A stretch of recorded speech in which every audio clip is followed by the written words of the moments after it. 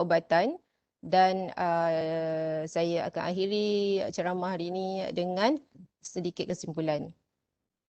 Baiklah, sekarang kita tengok statistik penyebab utama kematian di Malaysia. Gambar ni pun saya dah tunjuk gambar jantung. So mesti dia ada kaitan dengan jantung. So data statistik itu saya telah ambil dari bukan kajian dari peringkat akademia, tapi ia adalah kajian yang telah dibuat oleh kerajaan kita dan data itu didapati di portal rasmi Jabatan Perangkaan Malaysia. Okay. So ada satu data di sini yang terbaru ialah pada tahun 2020. Tuan-tuan dan puan-puan dan hadirin yang dihormati sekalian, boleh juga ke laman portal rasmi tersebut untuk mengetahui dengan lebih lanjut.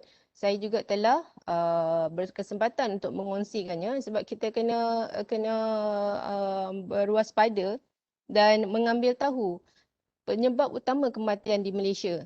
Okay? Sebab ia boleh membantu kita lah untuk membantu membuat persediaan yang tertentu dari segi mencegah penyakit ataupun sekiranya telah dijangkiti atau sekiranya telah mendapat penyakit tersebut, hendaklah mengetahui ubat-ubatan yang halal ataupun bila kita perlu mengambil ubat halal tersebut. Okey, so sebab utama kematian di Malaysia adalah serangan sakit jantung. Okey. Nampaknya memang serangan sakit jantung daripada 10 tahun yang lalu hingga sekarang masih dia lah menjadi tempat pertama.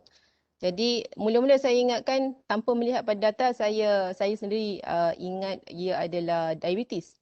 Okey, penyakit kencing manis. Tapi rupa-rupanya ia adalah yang tangga pertama ni penyebab kematian dalam Malaysia adalah serangan sakit jantung. Ya, ataupun dia termasuklah sekali dalam kelompok besar dia kita dalam bahasa Inggeris tu kita panggil lah ischemic heart disease. Okay. So peningkatan tu mendadak daripada 2017 13%. Lepas tu dia dah meningkat dan sekarang dalam 25,000 orang setahun meninggal dunia kerana diserang sakit jantung ni. Okay. Right, so dari sini kita data ini pula menceritakan tentang lima sebab utama kematian di Malaysia. Ini pada tahun 2018. Okay, serangan sakit jantung adalah yang pertama dan yang kedua dituruti dengan pneumonia. Pneumonia ini lebih kepada dia secara kelompok lah, kita boleh kelaskan influenza dan pneumonia. Pneumonia adalah penyakit yang kedua penyebab kematian dan biasanya adalah berlaku pada kanak-kanak. Okay, yang ketiga adalah cerebrovascular diseases, penyakit yang berkaitan dengan otak dan pengaliran darah. Seperti ada darah beku. Kita tak sangka darah beku tu penyebab nombor 3 kematian dalam Malaysia. Saya memang tak sangka lah dengan data ni. Tapi itulah hakikatnya. Dan yang keempat, dituruti dengan yang keempat ini kemalangan. Walaupun ia bukan sejenis penyakit, tapi ia adalah penyebab utama dan dia dimasukkan dalam data sebab utama kematian di dalam Malaysia ni. Dan yang kelima adalah jangkitan penyakit paru-paru, termasuklah lung cancer. Selalunya kat sini dia bercakap pasal kanser paru-paru. Okay, kanser paru-paru juga penyebab utama yang kelima. Dan 6 ke 7 ke 8 lebih kurang tangga ke 8 adalah penyakit kencing manis. Maksudnya penyakit kencing manis adalah 10 yang teratas juga dalam penyebab kematian. Jadi ini adalah sebab-sebab kematian yang kita kena tahu. Sebenarnya saya nak tunjukkan pasal kematian ni supaya kita sendiri tersedar sikitlah yang kita satu hari memang akan mati dan kita boleh mempunyai mana-mana risiko dalam 5 ni yang paling teratas ni. Dan sebab tu kita kena tahu tanggungjawab kita tentang kesihatan kita dan tentang penyakit yang diturunkan tersebut. Okay, kalau nak tahu lebih lanjut tentang data ni, sebenarnya dalam bentuk peratusan, dia Melayu dengan Cina sama banyak dalam 15% diserang dengan penyakit jantung. dan menyebabkan kematian. Okay. Dan golongan kaum India, mereka lebih tinggi sedikit, 20% sebenarnya. Tapi ini jumlah bilangan lah. Okay. So, kalau nak disimpulkan, setiap hari ada yang meninggal dunia dan setiap hari itu dalam lebih kurang 50 hingga 60 orang meninggal dunia kerana penyakit-penyakit yang utama ini. Okay. Selanjutnya ini adalah data untuk menceritakan tentang golongan umur, peringkat umur yang senang. Kalau macam pneumonia, influenza lebih kepada kanak-kanak, okay, 0 hingga 14 tahun. Dan aksiden tu masalah berlaku lah dalam golongan 15-40 sebab mereka agaknya terlalu pantas dan tak kurang memerhatikan tentang undang-undang jalan raya, maybe mungkin sebab dia nak buat kerja cepat-cepat kan. Okay, so 50 ke atas sudah ada 40 hingga 60 sudah ada dah dan kita boleh ada dah risiko terkena serangan sakit jantung. So ini adalah jumlah yang sangat banyak sebenarnya. Jadi kita kenalah mengetahui benda yang sesuatu yang boleh membuat kita menderita, sesuatu yang menyebabkan kita sakit, okay? Supaya kita boleh berusaha untuk mencegah dan juga berusaha untuk mencari ubat-ubatan yang halal, sama ada untuk mencegah ataupun untuk merawat. Okay, seterusnya saya akan berkongsikan tentang dalil berkaitan penyakit, pesakit dan penawar. Penawar itu ialah ubat-ubatan yang sedang kita bicarakan sekarang. Okay.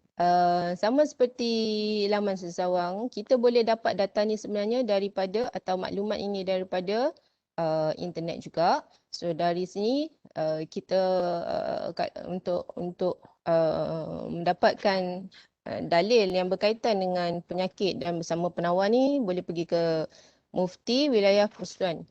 Okay. So antara dalil yang saya boleh share di sini, okay, ada 3 dalil dan 3 hadis lah sebenarnya. Okay, yang pertama ialah daripada Anas bin Malik radhiyallahu anhu bahawa Nabi SAW bersabda, okay, Inna Allah haitsu khalaqad dawa. Okay, fatadawaw. Okay, dia suruh kita sesungguhnya Allah memang menciptakan penyakit. Okay. Dan ia juga telah menciptakan penawarnya. Ad-dawa. Okay. Ada penyakit, ad-dawa ialah penawar. Maka Allah suruh kita berubat. Maka kamu berubatlah. Fatadawaw. Okay. So maka kamu berubatlah. Ini sebenarnya daripada mulut baginda Nabi SAW sendiri. Jadi dalam kaitan kita dengan kes COVID yang meningkat lah sekarang ni. Okay, senang nak ceritanya. COVID itu adalah penyakit. Kita kena yakin bahawa ia penawarnya telah diciptakan sekali. Dan menjadi tanggungjawab kita mengikut kata Nabi Muhammad SAW, kita kena berubat. Sekiranya ubat itu adalah mengikut SOP, penjarakan sosial dan mengambil vaksin, maka itulah yang kita perlu lakukan. Okey, yang kedua, hadis yang kedua juga daripada pejabat mufti Wilayah Persekutuan. Ini juga very famous hadis daripada Abi Darda radhiyallahu an bahawa Nabi SAW bersabda, Inna Allah anzala wa dawa wa ja'ala li kulli da'in dawa fatadawaw wa la tadawaw bi haram. So di sini dia lebih panjang sikit hadisnya dan lebih ada suruhan bila kita sesungguhnya Allah Subhanahu Wa Taala telah menurunkan ia penyakit dan penawar, okay, dawa dan telah didatangkan ia bagi kulli da'in, semua penyakit itu dawa, iaitu penawar. Semua penyakit ada penawarnya. Okay. Maka kamu berubatlah. Okay, ini suruhan Allah. Jadi dan jangan kamu berubat pula dengan perkara-perkara yang haram. Biharam, dengan yang haram. Okey, ini hadis yang sangat jelas mengatakan bahawa ada dua perkara yang nak disampaikan melalui hadis ini, iaitu yang pertama, sekiranya kita sakit, memang kita kena wajib mencari ubat.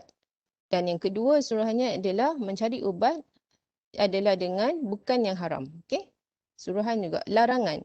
Dia ada suruhan dan larangan. Okey, suruhannya adalah untuk berubat dan larangannya adalah jangan berubat dengan yang haram.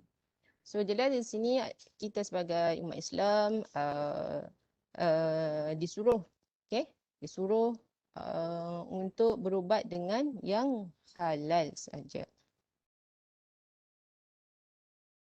Di dalam sebuah hadis yang lain daripada Abu Hurairah, yang satu lagi hadis, Nabi melarang daripada berubat dengan yang kotor. Terus mengatakan bahawa Nabi kita larang. So Nabi SAW ialah Rasul kita yang kita cintai. Jadi apa yang Nabi kata, kita seharusnya dengan voluntary, dengan rasa suka hati dan suka cita akan mengikut apa yang Nabi kita SAW maklumkan pada kita. Jadi Nabi kata melarang berubat dengan yang kotor. Jadi kita janganlah ambil yang kotor ataupun yang haram itu sebagai ubat kita. Itu saja yang dalil yang boleh dikongsi pada hari ini, iaitu 3 dalil tadi. Seterusnya kita akan pergi ke pengertian ubat halal dan ubat haram mengikut perspektif Islam.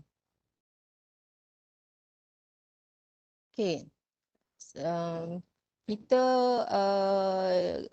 badan kita hendaklah selalu berada dalam keadaan sihat. Kerana kesihatan tu badan tu sebenarnya amat dituntut oleh agama.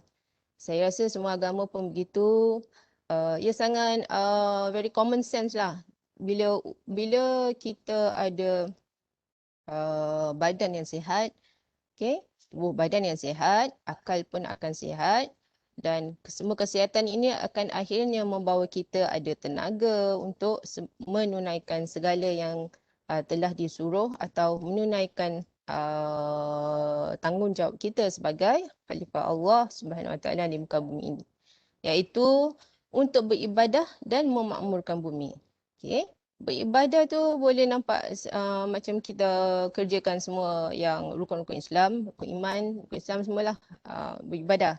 Dan juga beribadah juga termasuk bila kita melakukan perkara-perkara yang halal, yang harus, yang halal, yang sunat, yang wajib, yang fardu dan juga yang sunat. Memang kita akan dapat dengan niat kita untuk beribadah kepada Allah, memang kita akan dapat pahala. Dan juga satu lagi ialah mencegah daripada kemungkaran. Itu juga adalah ibadah. So kita kena cegah diri kita dan keluarga kita dari mengambil ubat-ubat yang haram. Itu antara konteks atau kepentingan ceramah pada hari inilah. Dan badan yang sihat juga kita akan mampu untuk memakmurkan bumi. Bukan mencederakan bumi tapi memakmurkan bumi. Maka sekiranya kita diuji dengan kesakitan, wajib untuk mencari ubatnya. Dan wajib mencari ubat yang halal. Kita akan ayat ni akan saya selalu ulang-ulang supaya di akhir ceramah kita akan sekurang-kurangnya bawa satu benda, satu pesanan bawa balik iaitu sekiranya kita diuji dengan kesakitan, wajib untuk mencari ubatnya dan wajib mencari ubat yang halal.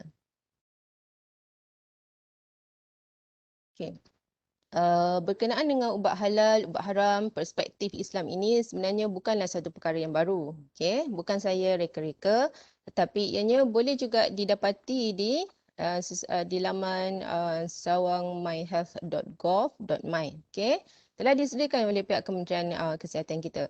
Tapi saya hari ini saya akan cuba menjelaskan dengan sedikit sebanyaklah berkaitan dengan halal ubat halal dan haram untuk perspektif Islam.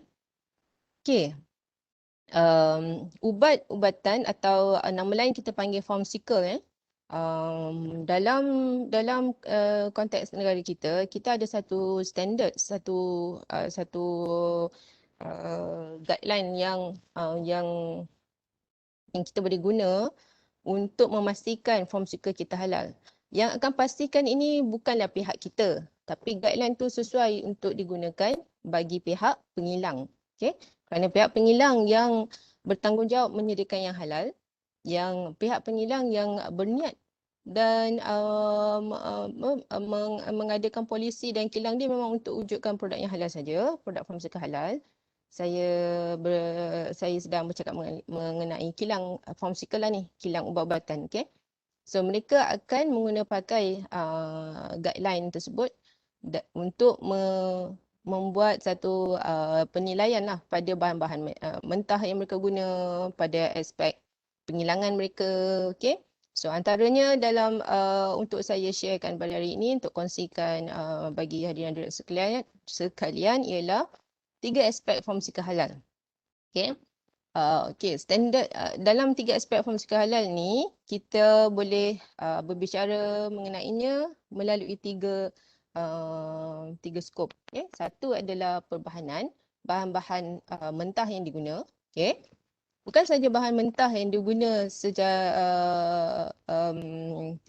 tetapi juga bahan untuk mencuci segala mesin-mesin dalam kilang. Itu juga termasuk dalam perincian halalan thayyiban lah bila aspek pengilangan kita bicarakan tentang halal. Okay?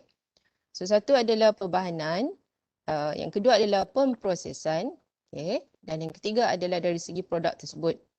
Okay, ini adalah 3 aspek pharmaceutical halal. Kita akan ketahui dengan lebih lanjut pada slide seterusnya. Okay, yang pertama adalah perbahanan untuk membuat ubat-ubatan tersebut. Okay. Dalam segi perbahanan, dia hendaklah tidak mengandungi bahagian atau produk dari haiwan yang tidak disembelih mengikut syariat. Yang pertama, mestilah kita, kalau bahan-bahan tersebut berasal daripada haiwan, mestilah haiwan yang halal dimakan. Okay? Dan halal dimakan macam lembu dan comel ni, okay? Halal yang mesti, haiwan itu mestilah juga disembelih mengikut syariat. Tidak bolehlah halal yang tidak disembelih. Okay? Jadi bila kita di bahagian pihak pengilang, bila mereka juga perlu mengadakan satu jawatankuasa halal di pihak pengilang sendiri, kerana bila JAKIM datang untuk membuat satu penilaian halal, dia akan bertanya dan bersoal jawab dengan jawatankuasa halal tersebut. Okay. So, bahan-bahan mentah tersebut mestilah tidak mengandungi bahagian atau produk dari haiwan yang tidak disembelih mengikut syariat. Okay. Haiwan tu halal, tapi walaupun haiwan yang halal itu mesti disembelih mengikut syariat. Okay. Dan tidak mengandungi najis mengikut syariat. Okay. Najis seperti kita juga sudah maklum, najis dalam agama Islam kita terbagi pada 3. Najis mughalazah, muhaffafah, mutawasitah. Okay. Semua najis-najis ni memang tak boleh lah kita masukkan dalam perbahanan ubat-ubatan. Okay, memang itu kita nampak macam memanglah confirm, tak boleh lah dia najis sedemikian kan. Tapi yang sebenarnya nak disampaikan adalah unsur-unsur kadang-kadang memang berlaku bahagian-bahagian najis itu terkena atau juga mengandungi bahan kimia yang boleh diekstrakkan. So jadi ubat. Okay, benda-benda itulah yang sebenarnya kita masukkan dalam ni. Perbahanan ubat-ubatan yang halal mesti tidak mengandungi najis mengikut syariat. Okay, dalam segi bahan-bahan mentah, ia juga tidak boleh mengandungi apa jua bahagian dari badan manusia yang tidak dibenarkan syariat. Okay, kebanyakan badan manusia ni memang tidak dibenarkan syariat dah untuk dijadikan ubat. Okay, nak senang kita katakan sedemikianlah. Okay, so secara asasnya inilah dia. Dari segi bahan-bahan ubat-ubatan, kita mesti kawal dari segi benda-benda, 3 benda seperti yang hadirin dan hadirat lihat di skrin saya ni. Okay, seterusnya bahagian pemprosesan 3 aspek pharmaceutical halal tadi. Yang pertama adalah perbahanan, yang kedua adalah pemprosesan ubat-ubatan. So bila kita dah dikilang, jawatankuasa halal dia mesti menilai dululah bahan-bahan mentah mereka, okay? Dan cara mereka proses. Okay, cara mereka proses yang paling kritikal kat sini, air yang mereka guna. Sama ada air itu dijadikan bahan pharmaceutical, contohnya dalam emulsi atau dalam sirap, okay, memang akan ada air. So air itu adalah air yang grade dia memang grade tinggi, grade pharmaceutical juga. Ada kualiti dia. Okay, water itu sendiri telah melalui proses penapisan. Okay, dalam mesin penapisan tersebut ada satu material kita panggil membrane lah untuk tapis. Okay, membrane tersebut pun boleh berasal daripada um, haiwan ataupun tumbuhan. Jadi Jawatan Halal di kilang yang mahu kilang yang ada polisi untuk menghasilkan produk yang halal saja, dia akan be very particular lah about this kind of issue. Okay, so contohnya di sini ubat-ubat ni dia kena proses menggunakan dengan peralatan yang tidak dicemari dengan bahan-bahan yang tidak halal. Okay, kadang-kadang dalam kilang kita ada ubat yang memasukkan bahan yang tidak halal. Itu dalam formulasi dia. Tanpa dia sedarilah, mungkin masa dulu dia tidak ada ilmu tentang halal haram bahan-bahan mentah. Okay, jadi dia dah guna. Dah masuk dalam kilang dan dah buat. So kilang yang hendak mendapatkan halal, dia mesti menyertu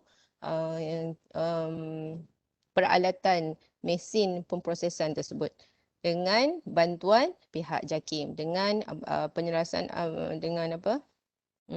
Dengan bantuan dan supervision daripada pihak JAKIM. Okay? So, semasa penyediaan, pemprosesan, pengendalian, pembungkusan, penyimpanan juga dan pengedaran, distribution, produk farmasikal yang halal mestilah dipisahkan dari produk-produk lain yang disahkan haram atau najis mengikut syariat. So, ini adalah bahagian pemprosesan. Jadi, pemprosesan guna mesin dan bahan mentah juga tidak boleh dan juga penstoran semua tidak boleh dicemari dengan yang haram. Okay? So, dan tiga aspek farmasikal halal, pemprosesan, perbahanan, pemprosesan dan produk. Okay, tiga P. So, produk dia, bahan mentah tersebut atau bahan aktif farmasikal tersebut, ia mestilah selamat untuk dimakan. Sekiranya ubat itu adalah ubat untuk dimakan, okay, atau diguna, sama ada ubat tu adalah ubat macam kita spray untuk asma, okay, atau kita sapu, dan ubat-ubat itu mestilah selamat dan tidak beracun. Beracun maksudnya di sini macam racun arsenik, racun ipuh yang boleh membunuh. Okay? Okay, produk tersebut juga, produk di sini maksudnya adalah bahan tersebut juga dia tidak memabukkan, okay, atau tidak berbahaya kepada kesihatan. Dan berdasarkan dos yang telah ditetapkan lah. Maksudnya untuk pengetahuan hadirin dan hadirat sekalian, bagi yang pendengar dari farmasi, bahagian farmasi mesti mereka sudah maklum, tapi kita akan share je sedikit untuk pihak sekolah yang sudi mendengar, meluangkan masa pada hari ini ya. So contoh ubat-ubat kita sebenarnya telah menjalani ujian keselamatan dengan haiwan dulu, haiwan makmal. Okay. Contohnya senang kita ambil yang COVID lah, COVID vaksin. Okay. Ujian makmal dengan haiwan telah dibuat, haiwan tu mungkin haiwan tikus makmal atau monyet ataupun kuda pun boleh, okay. Anjing pun boleh. Okay. Dan ujian tu adalah untuk mengetahui berapa dos yang boleh membunuh 1/3 daripada jumlah yang kita test ni. Kalau 10, 1/3 lah dos yang selamat diguna. Okay? Jadi itu adalah ujian pertama bila buat produk baru dalam haiwan, kita test. Lepas tu bila kita dah tahu dos yang selamat, kita akan pergi ke clinical trial lah. Okay, clinical trial ni ada 3 fasa sebelum produk boleh diterima dan disahkan kualiti dan keselamatannya. Okay? So yang pertama adalah fasa pertama tu kita akan uji dengan populasi yang dengan jumlah manusia yang ni dengan manusia pula bila kita panggil clinical trial ataupun clinical trial lah. ia adalah ujian menggunakan manusia. Tidak lagi ada haiwan. Haiwan ni ujian tu kita panggil pre-clinical trial, fasa sebelum clinical trial. So clinical trial yang pertama, fasa pertama melibatkan manusia-manusia yang biasanya manusia-manusia yang sihat. Macam saya kalau sihat, saya volunteer untuk menjalani ujian. Okey, dia kena bersifat volunteer juga. Okey. So selepas dalam kelompok manusia sihat ini ujian itu mengatakan ubat itu adalah selamat pada sekian-sekian dos. Selamat saja sebab kita tak ada check efficacy dia lagi, dia punya keberkesanan lagi. Kita hanya uji selamat atau tidak selamat dulu. Okay, bila kata selamat, okay, kita boleh masuk ke fasa kedua. Fasa kedua adalah melibatkan lebih ramai manusia yang selalunya manusia yang sakit lah. Okay. Lebih ramai dan kita tengok dos yang kita yang selamat dalam manusia yang sihat tadi, adakah ia juga selamat dalam manusia yang sakit. Okay. Bila kita test, dia kata selamat. Melalui testing ujian tu, kita akan dapat tahu melalui beberapa perkara. Jadi kita setelah ia berjaya dan mengatakan okey dia selamat dalam 1/3 hanya apa nama bila dalam fasa kedua itu dos itu pada orang yang sakit juga selamat, kita akan meneruskan pada fasa ketiga, iaitu akan melibatkan lebih ramai lagi lah. Dalam berpuluh-puluh ribu manusia akan bukan sahaja dalam berpuluh ribu manusia, ia akan melibatkan beberapa pusat. Beberapa negara pun boleh, dalam satu negara beberapa pusat pun boleh, beberapa etnik group, okey, selalunya begitu. Okay, itu fasa yang ketiga. Dan sekiranya ia juga menunjukkan ia selamat dan selamatlah ubat itu dan ubat itu akan diregisterkan. Okey. Seperti COVID vaksin yang sekarang sedang berlangsung, ada yang fasa 2, ada yang fasa 3. Dan bila dia masuk fasa 3 dan ada data mengatakan ia selamat dan berkesan. Okey, fasa 2 dan fasa 3 selamat dan berkesan. Kalau fasa 1 tu dia just tunjuk ubat tu selamat sahaja. Okay. Jadi bila dia dah selamat dalam fasa 3, ia pun boleh diluluskan untuk dipasarkan dan diguna oleh halayak ramai. Itulah yang terjadi pada mana-mana ubat ya. Okay, dalam hal ini, ubat-ubat ini yang akan memastikan sama ada ia halal atau tidak adalah bergantung pada pihak pengeluar. Pengilang sahaja yang tahu. Dan pengilang itu jika mereka memang sudah ada ilmu tentang halal haram, mestilah mereka akan memformulasikan ubat-ubatan ini menggunakan bahan-bahan yang halal sahaja.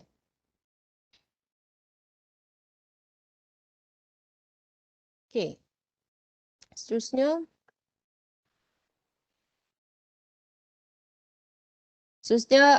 mari saya kongsikan tentang apa itu bahan-bahan yang tidak halal. Okay? Untuk bagi senang faham, kita kongsikan apakah itu bahan-bahan yang tidak halal. Bahan-bahan tidak halal inilah benda bahan-bahan yang tidak boleh dimasukkan dalam formulasi ubat-ubatan. Okay. Kita akan kita mengambil definisi yang tidak halal ini mengikut undang-undang makanan. Okay, makanan yang halal. Makanan yang halal dimakan atau haram adalah bergantung kepada 5 perkara. Okay. Makanan tersebut mestilah tidak mengandungi haiwan yang dilarang. Ini confirm lah haiwan dilarang seperti anjing dan babi. Confirm memang tak boleh kan. Ini dalam dari segi makanan. Tapi dari segi pharmaceutical, asas yang sama juga terpakai bila kita bercakap tentang ubat-ubatan. Okay. So, haiwan yang dilarang, anjing dan babi memang tidak boleh guna. Memang tak boleh dimasukkan sebagai bahan dalam ubat-ubatan. Dan barang-barang ataupun bahagian badan haiwan tersebut juga semestinya telah akan dilarang lah. Maksudnya, dia akan menjadi haram ubat tersebut sekiranya ada bahagian dari haiwan yang dilarang. Okay, yang kedua adalah larangan menggunakan darah. Okay. Darah ini bukanlah ini adalah mengatakan bahawa kita tidak boleh mengambil darah atau bahagian yang terlibat dalam darah ni yang boleh kita ekstrak untuk dijadikan ubat dalam bentuk makan kita, okey. Tapi kalau dalam bentuk darah sempurna, darah manusia, satu pesakit ni dia kekurangan darah, jadi doktor nak masukkan darah kan daripada pendema darah ni. Darah yang sempurna itu memang bolehlah dia tak ada larangan apa-apa yang tu. Okey, ini kita dari segi larangan menggunakan darah ni ialah bila kita memproseskan darah tu masuk dalam tablet, masuk dalam sirap yang kita buat pharmaceutical, ubat demam ke ubat apa ke. Begitulah. Okey, yang ketiga adalah benda yang tidak halal ialah cara penyembelihan haiwan. Okey.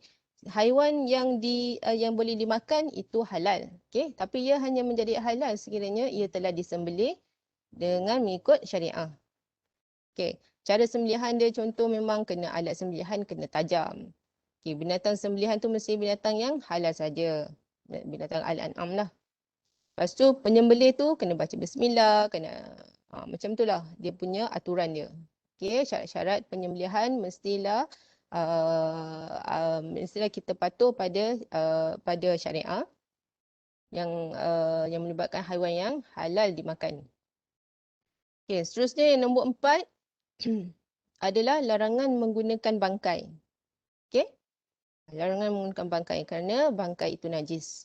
Jadi kita tak boleh menggunakan bangkai, binatang dah mati, kita terus ambil dan ekstrak, ambil gelatin dia ke apa ke, yang tu tak boleh. Okay. Dan yang terakhir ialah larangan menggunakan bahan yang memabukkan. Yang memabukkan ni selalunya kita dalam konteks pharmaceutical ni, kita sebenarnya tengah bercakap mengenai alkohol. Kita panggil alkohol tapi sebenarnya dia adalah alkohol tu satu kumpulan kimia yang besar sebenarnya. So alkohol yang memang kita guna dalam perubatan ni ialah etanol. Okay, yang selalu kita guna yang memabukkan. Kalau yang lain butanol ke metanol tu memang sudahlah toksik. Okay, sudah lama bahaya. Kita memang definitely tak gunalah. Jadi kita sedang bercakap mengenai etanol. Okay. Etanol atau alkohol, dia memabukkan dan rasanya memang ada dan sedap. Okay, jadi kita tak boleh guna 5 perkara yang dilarang ini dalam ubat yang kita nak buat sebagai ubat halal. Okay. Dan sebagai pengguna pula, kita kena juga ambil maklum, saya akan sharekan sebentar lagi antara benda-benda yang dalam ubat-ubatan yang kita boleh nampak lah.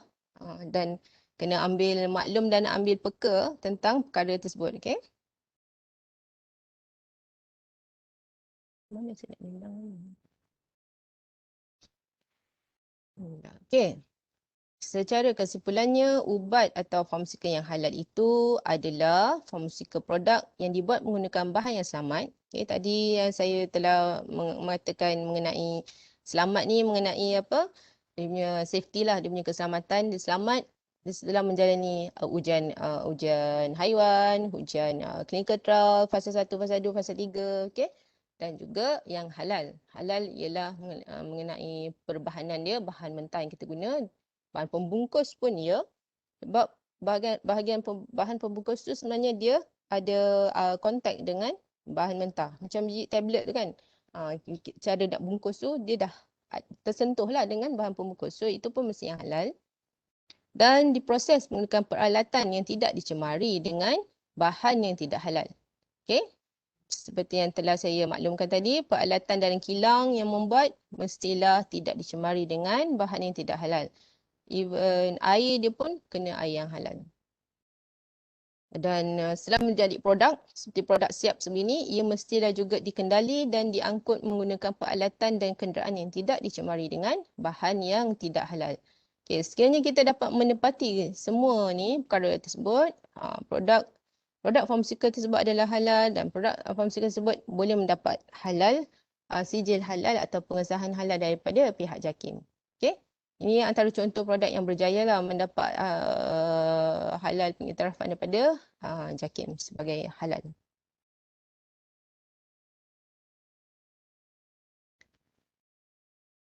Okey.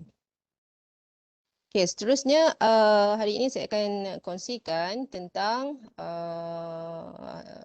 pihak berkuasa yang berkaitan dengan ubatan halal. Setakat ini di Malaysia ada dua. Satu, yang pertama adalah Agensi Penguatkuasaan Farmasika Negara iaitu National Pharmaceutical Regulatory Agency under KKM kita lah, Kementerian Kesihatan Malaysia kita. Dan yang kedua adalah Jabatan Kemajuan JAKIM kita. Okay? JAKIM adalah di bawah selian Jabatan Perdana Menteri Malaysia. So, jadi dalam Malaysia kita sudah ada dua badan ini, badan berautoriti yang menjaga atau terlibat secara langsung tentang ubatan halal di Malaysia. Okey. Hari ini saya akan tunjukkan sikitlah tentang peranan dan apa sebenarnya yang MPRA bantu dari segi halal. Okey. Okey, semua produk-produk farmasikal mesti kita daftarkan di NPRA. Okey, NPRA Agensi Penguatkuasaan Farmasika Negara ni yang memantau dan yang meluluskan mengesahkan produk ini adalah selamat dan ada kesan yang efektif. Keberkesanannya okey, semua okey. Dia akan bagi satu registration number, nombor pendaftaran pada produk tersebut. Okay? So, semua produk farmasikal ada mempunyai yang dipasarkan di Malaysia. Okay? Dan ini kita maklumkan ni kepada sekalian hadirin dan hadirat yang dihormati Allah sekalian, okay? Yang ubat yang ada di Malaysia, yang mana-mana yang digunakan secara halal, dia mesti ada nombor pendaftaran dari NPRA. Okay. Kadang-kadang memang ada ubat yang tidak register. Itu antara perkara yang tidak etikal lah yang kita boleh juga ketengahkan. Tapi itu dalam satu perbincangan yang lain. Okay. Tapi sebagai pengguna sendiri, sebagai penjual ataupun yang terlibat dengan perolehan farmasikal, insya-Allah bahagian farmasi kita sentiasa berjaga-jaga dengan produk-produk yang berdaftar saja yang kita akan benarkan guna untuk kegunaan awam. Tapi sebagai pengguna sendiri, okay, pengguna yang tidak terlibat dengan perolehan tetapi terlibat dengan pembelian, okay, kita mesti membeli secara yang melalui sumber yang dipercayai sahajalah, melalui kedai-kedai farmasi, okay. Jangan melalui tiba-tiba ada orang nak jual something kita nak terima. Okay. Jadi semua ubat-ubat di NPRA, semua ubat-ubatan sebelum kita hendak memohon untuk sijil halal, kita mesti register dulu pada NPRA. Dalam sewaktu proses pendaftaran ubat, okay, NPRA telah wujudkan satu guidance dokumen lah untuk mendaftarkan ubat. Okay. Antara perkara yang berkaitan dengan halal dalam semasa pendaftaran, okay, pemohon hendaklah mengisytiharkan sebarang kandungan yang berasal dari sumber haiwan. Okay. Pemohon ini adalah sebenarnya pihak pengilang lah. Selalunya memang pihak pengilang yang akan daftarkan ubat dia. Okay. Pihak pengilang ini adalah pengilang yang sudah ada taraf GMP semua, okay? Good Manufacturing Practice. Kilang yang bertaraf GMP saja yang layak untuk memohon mendaftarkan ubatnya. Okay? Jadi pihak pemohon dia sewaktu mengisi borang permohonan, sewaktu adalah satu cara nak memohon, okay? Semasa memohon tu kena mengisytiharkan sama ada bahan kita itu berasal dari sumber haiwan atau tidak. Sekiranya ada dari sumber haiwan, kita mestilah menjelaskannya. Menjelaskannya di mana? Di immediate label dan juga di outer label. Nanti saya tunjuk contoh apa immediate label dan juga outer label. Okay, bahan farmasikal aktif kena cek sama ada ia ada unsur-unsur daripada haiwan atau tidak. Bahan tambahan yang lain digunakan juga perlu kita cek. Kita tu sebenarnya saya merujuk pada pihak pengilang lah especially pihak pengilang yang terutamanya pada pihak pengilang yang ada halal komiti, tanggungjawab pihak halal jawatan kesahalan, mereka perlu meneliti semua perkara-perkara ini. Bahan farmasikal aktif adakah berunsur, mempunyai sedikit tambahan apa semua waktu proses dia tu, ada sumber haiwan atau tidak. Okay, mungkin dia ada guna enzim dalam menjadikan produk farmasikal. So adakah enzim itu berasal daripada haiwan, itu semua dia kena cek. Okay? Ataupun bahan tambahan yang lain, seperti bahan yang nak buatkan ubat tu lebih cantik, lebih stabil, color dia ke, fragrance ke kita nak letak, kalau ada perasa ke, okay. So itu bahan tambahan, merujuk pada bahan tambahan. Dan juga bahan-bahan yang diguna untuk membuat bahan tersebut. Okay. So ini ada tanggungjawab pihak Jawatan Kuasa Halal di pihak pengilang. Okay. Alright. So seterusnya dia juga perlu mengisytiharkan contohnya lah yang paling senang ialah gelatin yang selalu kita dengar. Gelatin ia boleh berasal daripada sumber haiwan dan sumber haiwan sahaja. Gelatin berasal dari sumber haiwan sahaja, tiada tumbuhan. Tumbuhan tiada mempunyai gelatin. Okay? So gelatin tersebut bila haiwan ni kita akan terus nampaklah haiwan yang selalu ada ialah lembu ataupun khinzir. Dua tu saja gelatin yang selalu digunakan pakai. So gelatin ni bahan yang juga sangat selalu diguna dalam membuat produk-produk stabil. Selalunya produk-produk yang cecair lah, berbentuk cair. Dan juga kalau yang berbentuk bukan cecair iaitu yang solid tu, dia terlibat dalam pembuatan kulit kapsul. Okay, nanti saya akan tunjuk sedikit gambar. Okay, so dari pihak MPRA, dia berkaitan dengan halal ialah sewaktu proses nak daftarkan produk kita, kita kena tahulah sumber-sumber ni. Sekiranya kita adalah penyelidik pula, tanggungjawab kita adalah bila kita buat penyelidikan, kita boleh dah start dah. Masa R&D stage ni, kita dah boleh check bahan-bahan yang kita guna untuk menjadikan satu produk ke, jadikan satu dosage form ke, bahan-bahan tersebut adalah yang halal. Okay, sekiranya berlaku bahan tersebut bersumber ke haiwan, mestilah mengetahuilah sumber haiwan tu apa dan kenalah haiwan. Kalau lembu yang disembelih. Okay, yang paling senang sekali bahan-bahan yang kita nak guna ada sijil halal masing-masing. Itu yang paling senang. Okay, yang tadi kita kata sumber haiwan. Bila kita isytihar tu, dekat mana yang MPRA suruh kita isytihar adalah di immediate label. Contohnya immediate label ialah label pada botol. Kalau botol tu ada kalau ubat tu adalah ubat berbentuk sirap sebegini, okay, kita kena label. Dan kena kena tulislah kalau ada gelatin sumber gelatin ini adalah dari haiwan apa, lembu ke, sumber gelatin ini adalah dari khinzir. Terus bila ada tu, kerana MPRA sudah menguatkuasakan ia sebagai satu peraturan, so produk-produk pengilang-pengilang dia mesti juga isytihar. Kalau dia tak isytihar, dia tak boleh dapat kelulusan daripada MPRA. Tu saya sangat alhamdulillah dan bersyukur pada MPRA kita kerana peka dengan halal dan haram dalam ubat-ubatan. Okay, pada outer label maksudnya label pada kotak. Juga perlu isytiharkan sekiranya ada sumber haiwan.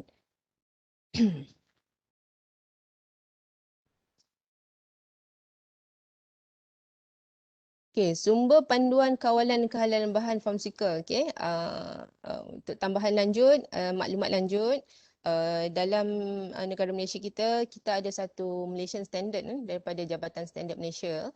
Dan mereka bersama dengan JAKIM, bersama dengan MPRA, bersama dengan HDC, mereka telah dan juga industri iaitu selalunya pihak CCM pada suatu waktu dahulu, mereka telah ada diskusi perbincangan tentang halal dan mewujudkan satu panduan.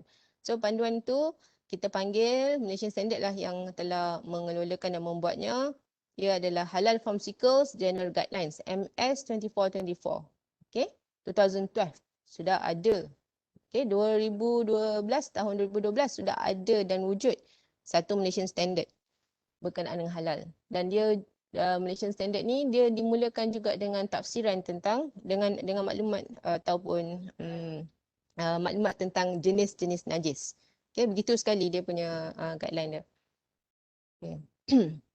So secara generalnya kita memanglah bersumber ke Al-Quran dan hadis dan juga ijma' ulama ataupun kias. Untuk kias saya lupa tulis. Okay, ini adalah 4 sumber syariat kita.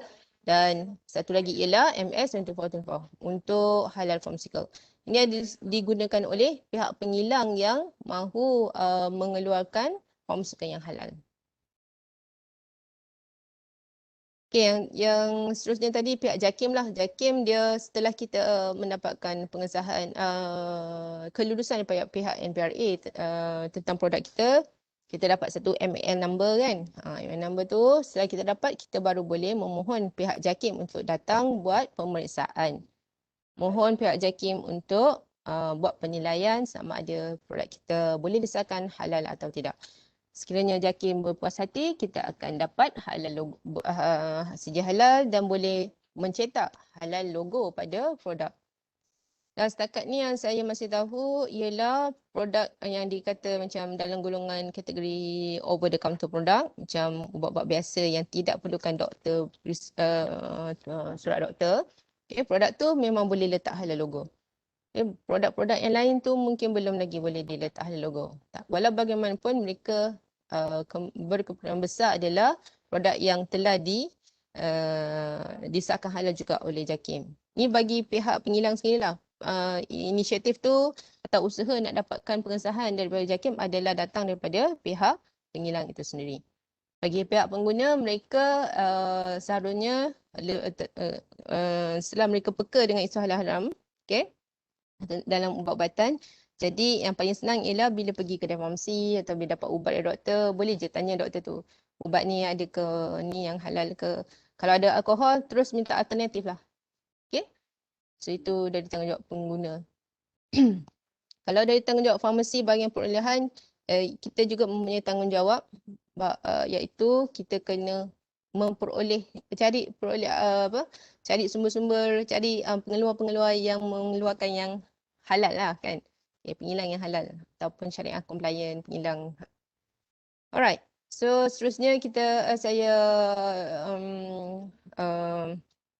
suka cerita untuk berkongsi tentang contoh biasa isu halal haram berkaitan ubat-ubatan. Okay, yang pertama ialah kulit pada kapsul keras atau lembut. Okay, ni kapsul keras yang kita panggil hard gelatin kapsul. Okay. Biasa tengok ni saya rasa insyaAllah ada yang selalu yang dapat ubat begini ialah ubat antibiotik lah. Sebab antibiotik ubat dia pahit. So dia selalu senang dibuat dalam bentuk kapsul keras. Kita masukkan ubat tu dalam kapsul keras. Dan satu lagi ialah soft gelatin kapsul. Ini kapsul lembut. Okay, kedua-dua bentuk dosage tersebut menggunakan gelatin. Okay.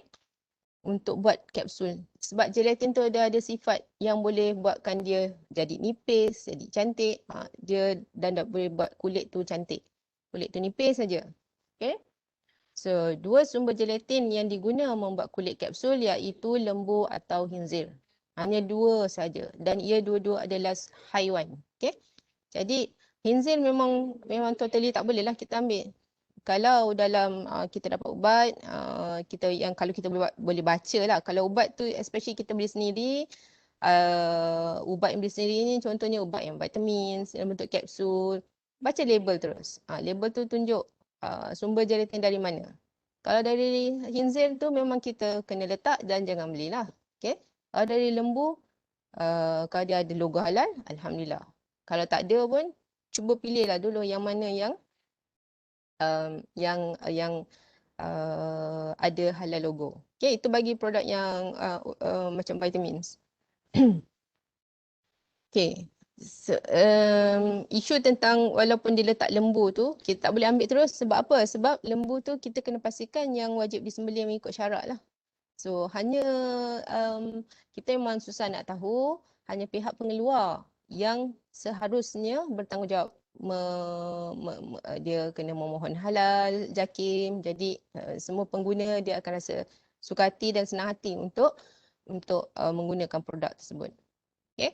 So isu ini adalah isu yang sangat biasa iaitu gelatin pada kapsul keras dan kapsul lembut. Okay, gelatin ni juga dia bahan yang sangat popular sebab dia pun murah. Dia juga digunakan dan dia ada sifat yang bagus ya untuk membantu menstabilkan bahan-bahan cecair. Selalunya digunakan bentuk suntikan ataupun jaranglah saya nampak gelatin digunakan dalam bentuk minuman Tapi ada untuk suntikan yang ada. So, gelatin diguna sebagai bahan pensamping untuk ubat suntikan. Gelatin boleh bersumber dari lembu atau khinzir. So, ini yang paling ketara sekali, tanggungjawabnya adalah dari pihak pengeluar dan juga dari pihak farmasi pengelolaan. Okay? Di hospital. Dan juga di komuniti farmasi kita tak simpan ubat injection selalunya suntikan ni. Jadi pihak hospital lah yang tanggungjawabnya lebih besar untuk memastikan ia adalah suntikan itu yang pasti kalau tak ada gelatin tu lebih bagus, tapi kalau sekiranya ada gelatin kena pastikan sumber gelatin tu. Okey, ini adalah satu lagi contoh isu yang biasa diketengahkan berkaitan ubat halal haram ni adalah penggunaan alkohol dalam ubat. Okey, penggunaan alkohol dalam ubat boleh berbentuk ubat minuman seperti ni dalam botol ubat cecair lah untuk diminum. Selalunya ada dalam ubat nak merawat batuk. Okey, nak merawat batuk lah selalunya. Bantu pernafasan ke merawat batuk.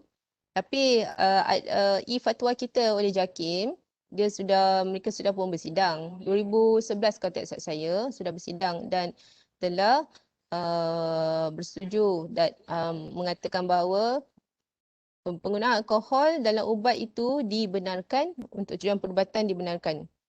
Okey. Tapi kita pun kena tahu bahawa di pasaran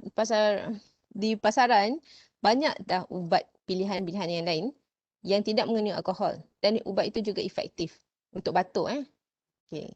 Jadi sekiranya anda diberi ubat sebegini, anda tengok ada alkohol atau tidak dan pada label. Kalau tak nampak sebab doktor kadang-kadang dia tutup. Saya pun kadang-kadang memang marah sebab doktor dia suka tutup label. Okay. Tapi itu antara labeling dia lah yang dia kena buat juga. Okay. So, kena tanya je lah dia ada alkohol atau tidak. Setahu saya ubat Rhinathiol ni memang ada alkohol. Okay. Saya tak rasa dia dah ubah formulasi dia. Sebab bukan senang nak ubah formulasi, dia akan menyebabkan satu permohonan baru untuk pendaftaran. Okay. Jadi Rhinathiol ni dia ada alkohol. Okay. Sekiranya ada anak-anak kita yang sudah pun mengambil Rhinathiol ni, sekiranya berlaku lagi nak dapat akan pada masa hadapan dapat lagi, kita kena minta doktor bagi ubat lain lah. Begitu juga pada farmasi, sama ada anda berada di private setting ataupun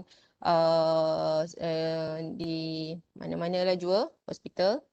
Perlulah elakkan ambil Rhinathiol. There's so many other medicines yang tanpa mengetahui mengandungi alkohol tapi efektif. Okay? Contohnya, contoh paling senang untuk merawat batuk ni, kita boleh je guna ubat sapu sekarang ni. Ubat sapu macam Aiku tadi, dia sudah dapat halal, jadi tak ada raguan. Cuma kita kena ubah cara kita lah, cara untuk merawat batuk. Okay. Antara isu yang lain tentang penggunaan alkohol dan ubat yang selalu diketengahkan adalah alkohol dalam ubat sapuan ataupun topikal yang kita guna pada kulit kita, sama ada dalam bentuk hand sanitizer ataupun kadang-kadang alkohol ada dalam bentuk ubat krim atau lotion. Sebab penggunaan alkohol ni dia boleh tolong larutkan bahan aktif. Okay, membantu bahan aktif satu, membantu penyerapan bahan aktif ke kulit pun satu. Okay, itu antara fungsi alkohol lah. Jadi dia kadang-kadang ada dalam formulasi krim ataupun apa tadi, lotion. Okay, hand sanitizer memang dia kena ada alkohol untuk bunuh kuman sebab very efektif untuk bunuh kuman. Okay, jadi pada fatwa JAKIM ia menyatakan bahawa alkohol ubat sapuan boleh diguna. Okay. Tetapi perlu memenuhi syarat-syarat inilah. Alkohol tersebut diperoleh bukan dari kilang yang membuat minuman beralkohol. Macam kilang Carlsberg. Kita pihak pengilang ubat beli alkohol dari kilang Carlsberg. Alkohol itu tidak boleh digunakan. Okay, ia adalah alkohol yang najis. Okay. Tapi di Malaysia ni, situasi Malaysia, kita ada kilang yang memang dia buat alkohol saja. Alkohol dia very concentrated, very sangat pekat.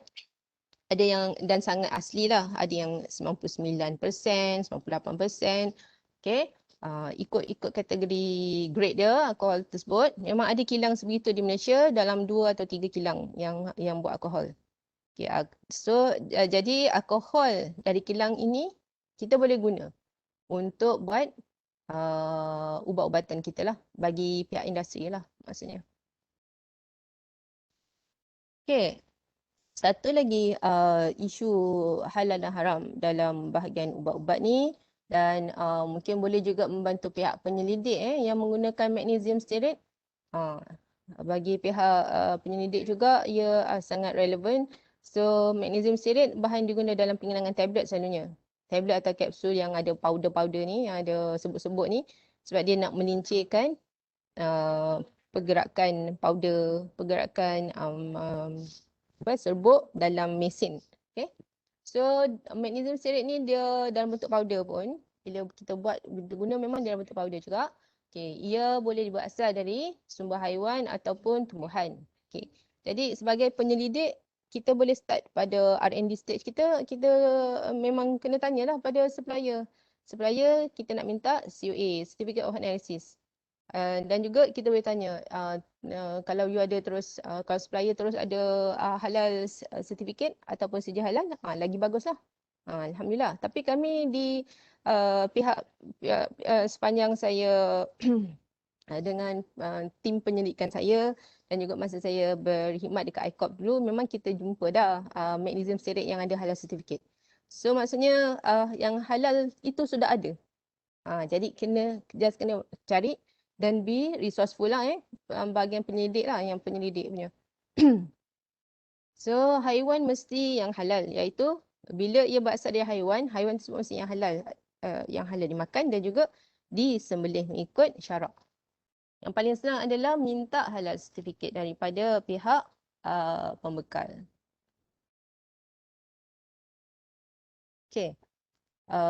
Setelah kita berbincang mengenai berkongsi tentang maklumat-maklumat tadi, halal haram, memang ada je ubat yang haram dimakan atau haram diguna.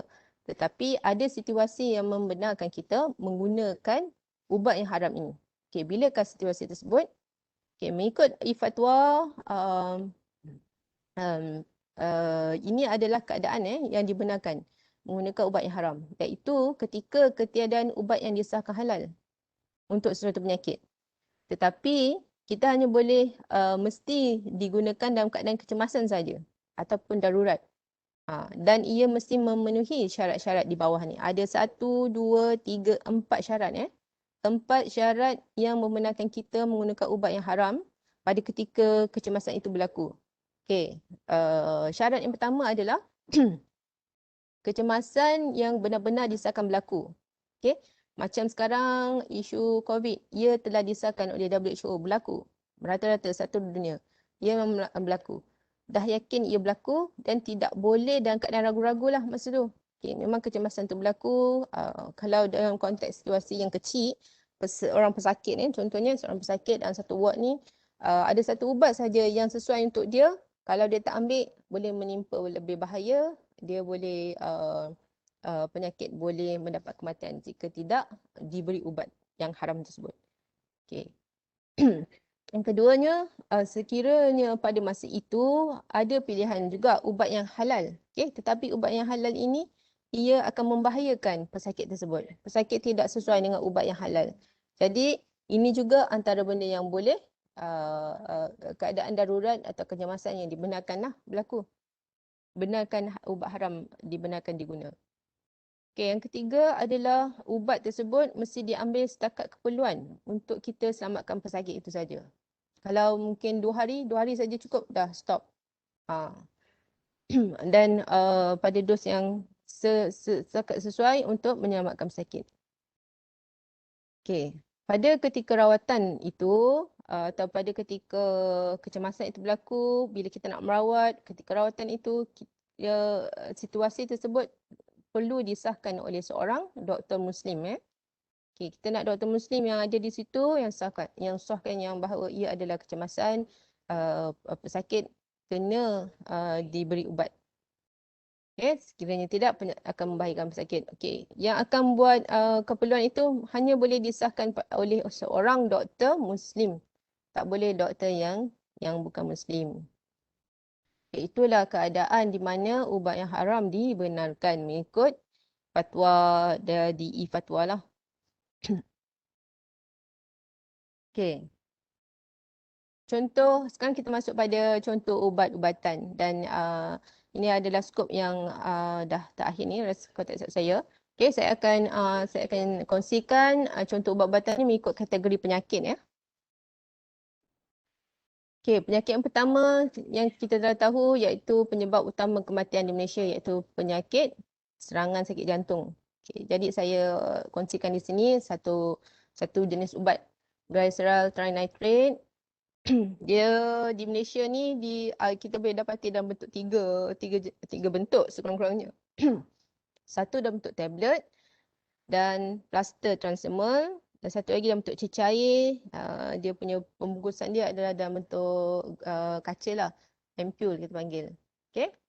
So yang selalu dibekalkan kepada pesakit di hospital adalah tablet dan juga plaster ni. Dulu arwah atuk saya pun dia juga ada 2 ubat. Dan saya tahu ia dipanggil juga ubat bawah lidah.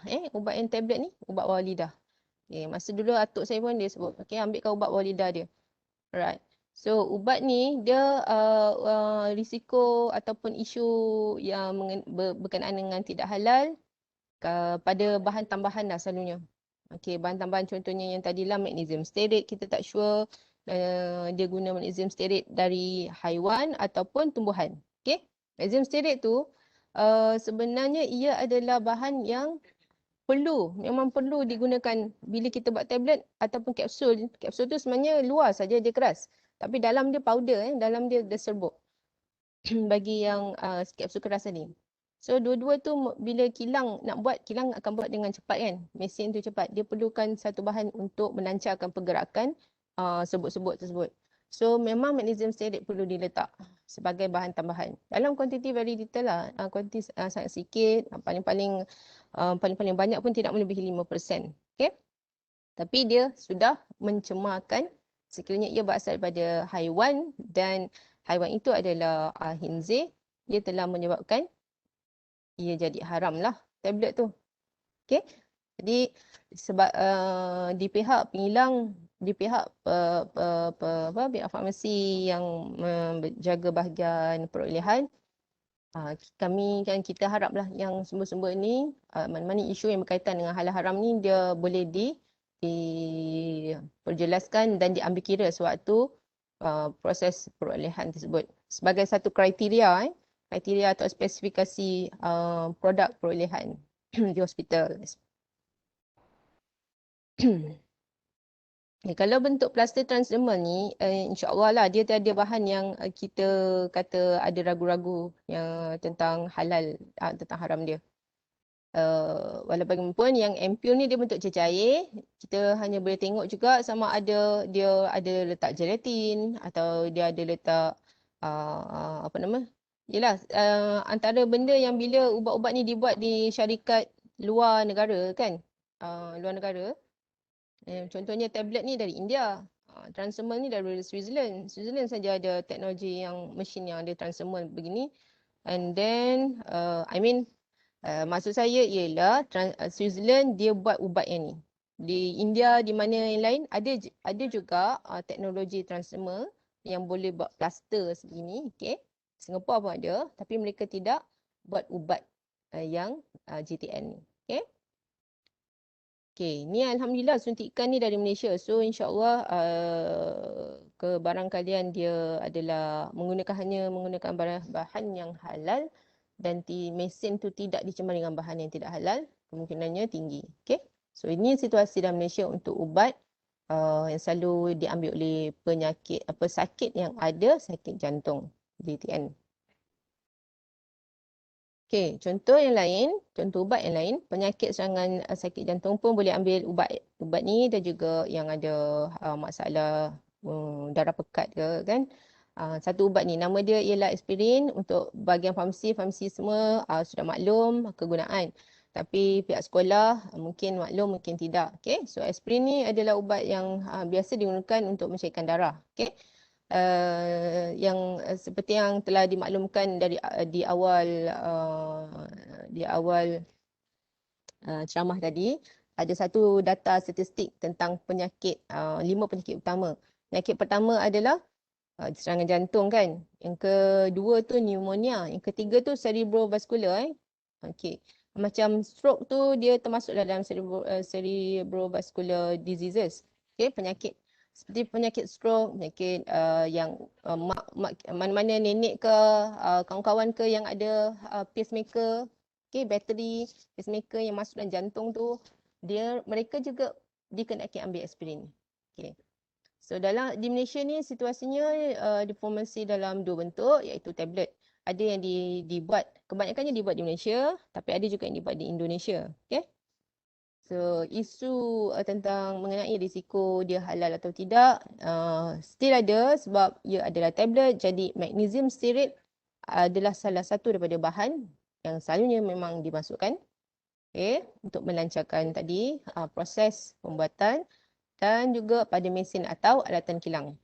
Okay. Sebenarnya tablet ni bentuk yang sangat lazim didapati dari kebanyakan ubat-ubatan.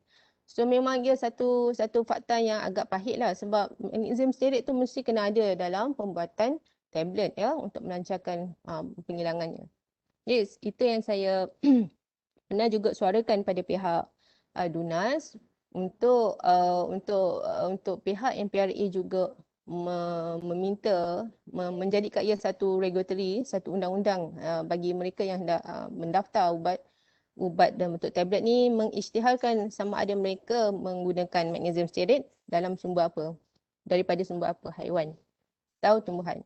Okay, seperti yang mereka buat pada gelatin atau mana-mana ni. Tapi sebenarnya MPRA pun sudah ada statement yang very general yang tadi tu. Dia kata mana-mana bahan yang bersumberkan haiwan mesti diisytiharkan. So itu ada tanggungjawab pihak pengeluar untuk peka. Di bahagian penyelidik juga pada saya ini ada satu tanggungjawab kita. Kalau penyelidik memang dia ada semangat untuk atau satu direction untuk membuat satu penyelidikan hingga ke tahap pengkomersialan, nak memasarkan dia satu hari nanti insya-Allah. So kita kena ada tanggungjawab untuk memilih bahan-bahan yang halal sajalah dalam semasa kita buat R&D. Okey, contoh ubat selanjutnya adalah ubat untuk penyakit influenza dan pneumonia. Influenza dan pneumonia adalah jatuh pada tangga kedua penyebab kematian dan selalunya berlaku pada kanak-kanak bawah 15 ke 14 tahun tadi. Okey. So, contoh ubat influenza dan pneumonia yang ada. Yang paling senang sekali nak pakai dia ubat topikal. Tidak berbahaya. Dia memang tidak berbahaya. Kecuali masukkan dalam hidung tu dia berbahaya. Okay. So ubat topikal yang saya just tunjukkan di sini adalah iCool dan Tigerbalm. Dua-dua mempunyai menthol, camphor, eucalyptus oil. Okay. Tapi ada yang ada peratusan yang tinggi adalah iCool. Peratusan rendah sikit Tigerbalm. Okay. Kedua-duanya melegakan hidung tersumbat, sesak nafas, sesak dada ke sakit tekak. Okay. Dan sekiranya anak-anak kita kebanyakan kita ni sudah ada anak, kan, saya rasa yakin kebanyakan daripada kita, sama ada kita pegawai farmasi atau ahli farmasi ataupun pensyarah ataupun cikgu-cikgu sekolah, kita ada anak. So anak kita, termasuk saya sendiri, saya pun ada anak. So anak-anak kita ni sebenarnya nak mencegah mereka jadi penyakit tu lebih teruk sangat mudah sebenarnya. Kita boleh standby bahan-bahan sebegini di rumah. Bila mereka sakit perut sikit dah boleh sapu. Bila mereka sakit baru nak start batuk, kita dah boleh sapu. Okay? Bila mereka start sesema ke, start hidung tersumbat, kita pun dah boleh sapu ke mereka supaya ia tidak melarat. Okay? Okay. So untuk penyakit, untuk ubat-ubat yang berkenaan dengan influenza pneumonia ni, kita boleh diformulasikan dalam bentuk ubat sapu yang saya tunjuk di sini. Okey, isu risiko dia kebanyakan insya-Allah semua perbahanan, dari segi perbahanan dia tidak ada masalah dengan halal. Okey, semuanya halal. Okey, menthol dia boleh jadi sintetik ataupun dari tumbuhan saja. Dia tak ada berasal daripada haiwan. Okey, camphor juga sintetik ataupun daripada tumbuhan. Okay, tapi camphor yang dari tumbuhan ni dia natural camphor, dia sangat mahal lah. Kebanyakannya kita akan ambil yang sintetik. And then eucalyptus oil, dia memang daripada tumbuhan juga. Jadi bila dari mana-mana dari tumbuhan tu, isu berkenaan dengan dia haram, insyaAllah isu tu clear, tak ada.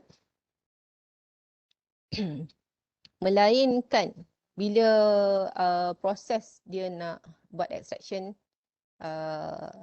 sesuatu bahan daripada tumbuhan, dia ada letaklah pula benda-benda daripada yang haiwan, enzim ke apa ke contohnya.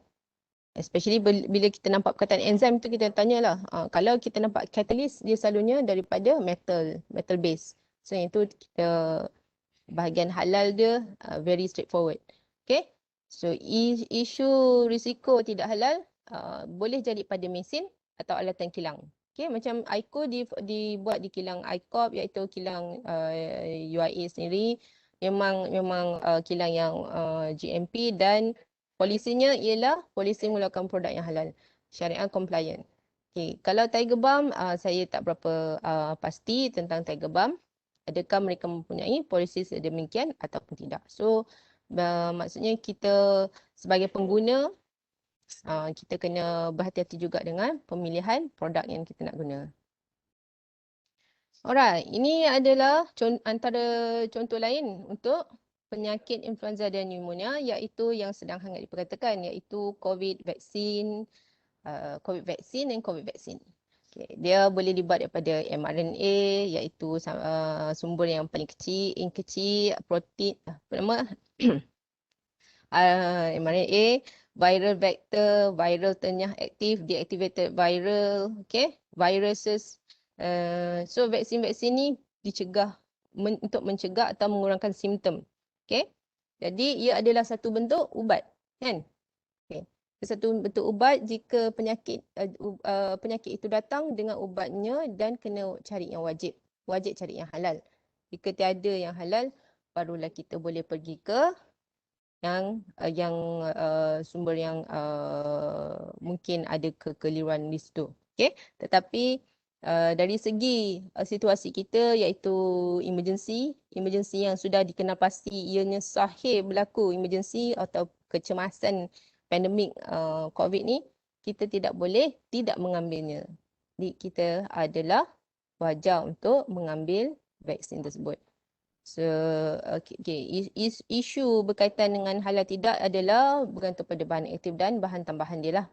Okay. Memang pada bahan aktif tersebut, cara mereka nak membuat pun memang ada antaranya bahan yang menggunakan enzim. Okay. Enzim tu kita serahkan pada pihak berkuasa, kita rasa NPRA mesti mereka sudah evaluate, menilaikan semua bahan aktif, dan ia juga dikatakan halal. Okay? Dan pada situasi kecemasan sekarang, memang kita kena ambil dia. Dan pada mesin atau alatan kilang, itu antaranya yang boleh dicemari dengan yang tidak halal lah. Okay. Okay, saya sudah hampir pada penghujung ceramah. Sesuatu yang boleh kita simpulkan di sini adalah untuk kita kongsikan bersama, atau saya bantu tuan-tuan dan puan-puan hadirin-hadirat sekalian untuk buat satu kesimpulan. Okay, penyakit itu wujud. Okay, ia diturunkan sebagai ujian. Kita kena reda dan kita kena ambil ujian. Ya, Allah akan menguji kita untuk tahu kita ni beriman atau tidak, kan? Okay. Bersama penyakit, walau bagaimanapun, bila penyakit itu turun, ia diturunkan juga dengan penawarnya. Jadi wajiblah kita berikhtiar untuk mencari penawar, dan wajib mencari penawar atau ubat yang halal. Okay. Bila wajib mencari ni tanggungjawab tersebut adalah di atas penyelidik yang mungkin akan mengeluarkan ubat yang baru sooner or later. Okay. Dan tanggungjawab tersebut juga pada farmasi-farmasi yang menjaga bahagian perolehan, dan farmasi-farmasi komuniti juga mempunyai satu tanggungjawab yang besar. Mereka juga bertanggungjawab untuk mencari dan menjual produk-produk yang ada halal. Dan bila ada halal, Dia bila ada pesakit datang ke kedai komuniti, dia boleh recommendkan yang halal saja. Okay, semua tu tanggungjawab masing-masing lah. Semua ada tanggungjawab ini. Tak terkecuali, ibu bapa juga wajib mencari penawar atau ubat yang halal bagi anak-anak dia. Okay? So, pilihan ubat-ubatan yang halal itu telah tersedia juga. Macam saya dah tunjuk tadi, benda-benda yang boleh dijadikan alternatif sekiranya yang ubat yang cecair itu mempunyai alkohol, kita boleh ambil ubat yang sebenarnya ubat batuk, dan sebagus-bagusnya kita elakkan anak kita daripada menjadi lebih teruk penyakitnya, okey, dalam situasi yang pneumonia, influenza biasa-biasalah. Okey. Dan kesembilan terakhir ialah utamakan yang halal. Kita kena baca label pada ubat. Dan sekiranya tak ada label, susah nak nampak atau susah nak faham, kenalah bertanya pada ahli farmasi atau doktor untuk mendapatkan kepastian. Okay, sekian saja ceramah saya pada hari ini, perkongsian saya pada hari ini. Diserahkan kembali kepada pihak penganjur. Wabillahi taufiq wal hidayah. Wassalamualaikum warahmatullahi wabarakatuh.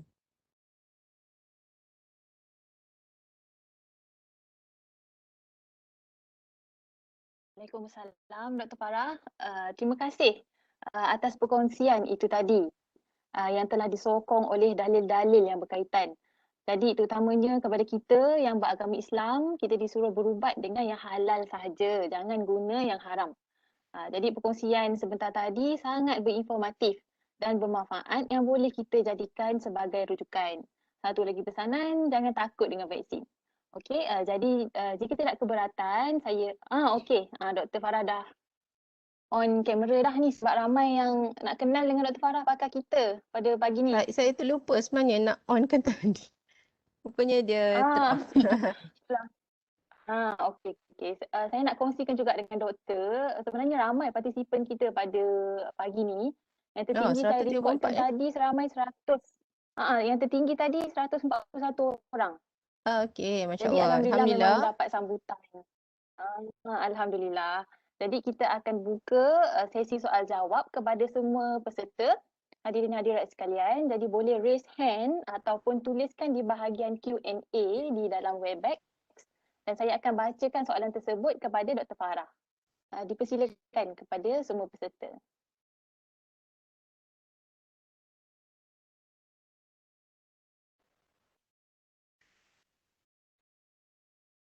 Dr. Farah, ada soalan yang saya dah terima. Okey, di Malaysia ada yang tengah bercakap ke? Oh, tak dengar kot. Okey. Doktor, dekat Malaysia ni ada tak kajian tentang berapa peratus ubat yang di pasaran yang statusnya halal atau tidak halal?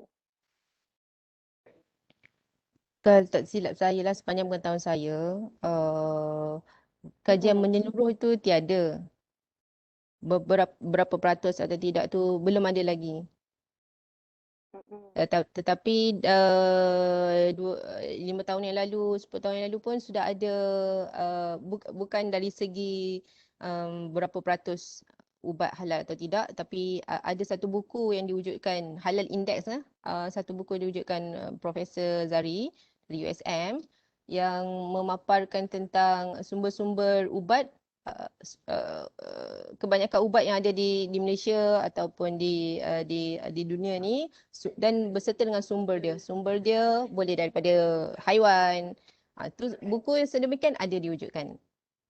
Tapi kajian menyeluruh tentang berapa ubat yang halal atau tidak dan berapa peratusan peratusan manufacturer atau pengilang itu dari overseas ataupun dari dalam Malaysia, belum ada lagi. Jadi daripada situ kita sendiri sebagai pengguna perlu bijak lah kan doktor untuk pilih yang mana yang halal, yang mana yang haram untuk kita guna. Ya, setakat ni pada saya semua pihak perlu memainkan peranan lah. Sama-sama kita mainkan peranan yang daripada R&D, macam pensyarah-pensyarah kita, penyelidik kita. Juga selepas mendengar sedikit sebanyak tentang perusahaan tadi, masa R&D kita dah start juga pilih-pilih produk, pilih-pilih bahan-bahan nak buat research, nak jadikan produk tu mestilah daripada yang halal juga. Supaya senang nanti masa nak register produk. Dan tujuan kita buat penyelidikan pun kena tujuan untuk menyediakan yang halal lah. Itu lebih dapat berkat kan. So dari segi Ya, betul, betul doktor. dari segi Dia kena mula daripada awal lah, daripada jadi bila ada alternatif yang kita boleh bagi pada pihak awam, mudahlah untuk pihak awam juga menunaikan tanggungjawab mereka untuk memilih ubat yang halal. Banyak lagi sebenarnya yang kita sebagai penyidik boleh membantu untuk menyediakan yang halal. Okay, terima kasih doktor. Kita ada soalan kedua. Soalan kedua, di Malaysia selalunya kita tengok makanan je ada cok halal.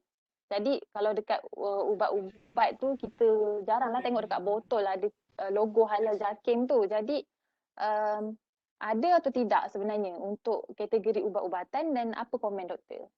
Okay. Sepanjang pengetahuan saya, okay, ubat-ubat di Malaysia ini ada kategori kan, kategori OTC, over the counter. Okay, yang mana bila kita masuk kedai farmasi, dekat kaunter-kaunter yang kita masuk, bila kita masuk tu kita nampak apa nama rak-rak tu. Rak-rak tu semua kira ada sebahagiannya ubat over the counter.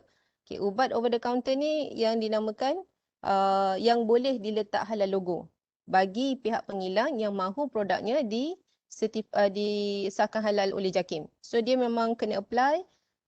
Kalau pengilang itu di Malaysia dia apply dengan JAKIM. Kalau pengilang itu di Indonesia dia boleh juga apply dengan pihak Indonesia, Authority Halal Indonesia. Okay? Majlis Ulama Indonesia lah. So Thailand pun begitu dengan Thailand punya authority. So memang ada dan wujud ubat-ubat OTC yang boleh diletakkan logo halal. Okay? Tetapi di Malaysia pihak MPRA kita belum lagi meluluskan untuk meletak halal logo pada ubat-ubat yang kena surat doktor. Walaupun pihak pengilang, contohnya pihak pengilang A, dia ada ubat, dia membuat ubat yang perlukan preskripsi doktor, surat doktor, okey. Dan dia juga kilang yang polisi dia buat kilang halal. Tapi dia boleh apply JAKIM setelah produk dia register dengan MPRA, dia boleh apply pada JAKIM untuk minta halal, sijil halal untuk produk dia. Dan JAKIM juga boleh menilai produk tersebut dan sekiranya berpuas hati akan memberi satu sijil. Okey, sijil halal tersebut ada tulis nama produk-produk yang telah dinilai. Produk-produk ini produk yang perlukan surat doktor. Tetapi syarat MPRA logo halal itu sahaja yang tidak boleh diletakkan pada produk tersebut. Ini sebenarnya adalah untuk mengelakkan pesakit dari tidak mengambil ubat yang sepatutnya dia ambil lah. Sebenarnya begitulah dia punya justifikasinya. Mungkin pada suatu hari nanti bila kita dah ada ubat yang memang lebih banyak alternatif, ubat yang doktor prescribe tu dikilangkan di Malaysia dan pihak pengilang memang nak buat yang halal saja, dah banyak alternatif sedemikian di pasaran, kemungkinan besar pihak MPRA akan meluluskan logo halal dibenar cetak atas produk ubat-ubatan yang memerlukan surat doktor. Okey, penjelasan yang jelas daripada Dr. Farah. Okey doktor, kita ada diri. Soalannya adalah adakah pesakit yang sedang mengambil ubat hidroksiurea di HNP boleh menerima vaksin COVID-19 atau tidak? Umur pesakit adalah 81 tahun. Itu bahagian komen sikit. hidroksiurea dengan COVID kan? Saya belum berkesempatan untuk membaca tentang drug-drug interaction ni. Saya tak berapa saya tak pasti tentang hidroksiurea dengan COVID. Jadi mungkin boleh tapi secara generalnya lah, hidroksiurea tu untuk pesakit yang kanser kan. Bagi bagi pesakit-pesakit yang macam very critically ill, macam ada chronic cancer dan leukemia, ataupun pesakit yang ada ambil ubat warfarin, okay? Ubat-ubat yang kita panggil dalam istilah farmasi kita tu ubat yang narrow therapeutic range. Dia selalu kena follow up dengan doktor. 2 minggu sekali kena pergi buat check. 2 minggu sekali kena buat blood test apa semua. Macam yang pesakit warfarin lah. Pada saya, pesakit-pesakit yang sedemikian, perlulah mereka dielakkan dari ambil vaksin. Bagi mereka duduk di rumah saja lebih bagus. Sebab kita tak tahu vaksin punya apa nama? Kita masih ada alternatif orang awam yang sihat tau. Yang boleh menyebabkan, yang boleh ambil vaksin dan mereka lebih kita pasti yang ia tidak boleh menyebabkan kesan sampingan yang teruk pada orang-orang yang sihat macam kita ni daripada orang yang sedang ambil ubat seperti hidroksiurea, ubat warfarin, ubat GTN ke yang tadi glyceryl nitrate, semua tu narrow therapeutic range.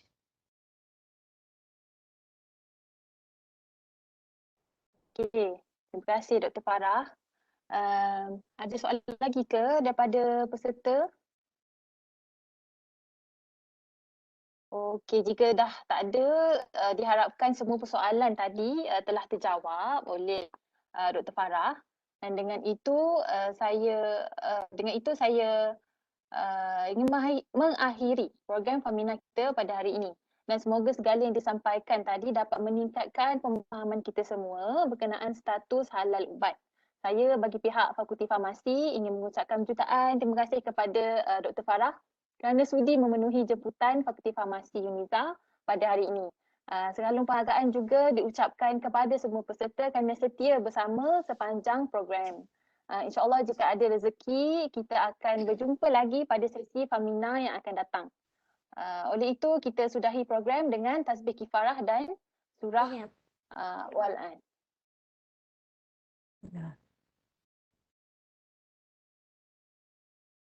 Kepada staf UNIZA yang belum scan kehadiran, kita sekarang sedang paparkan QR code Smart Attendance sekali lagi. Jadi bolehlah scan menggunakan Smart Attendance pada aplikasi UNIZA untuk direkodkan sebagai latihan.